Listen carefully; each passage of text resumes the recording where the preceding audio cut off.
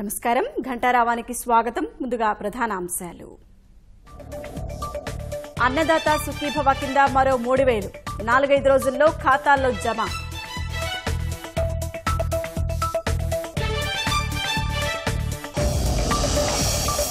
AP ప్రాజెక్టులను అడ్డుకుంటున్న తెరాసతో జగన్ కు దోస్తీనా? కుట్రల కేంద్రంగా లోటస్ పాండ్ మారిందన్న తెలుగుదేశం.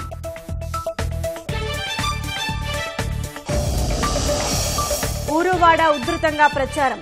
గెలుపు కోసం అభ్యర్థుల ప్రయత్నాలు.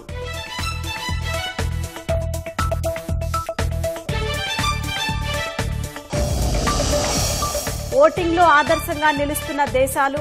భారత్లో కొనసాగుతున్న నిర్లిప్తత.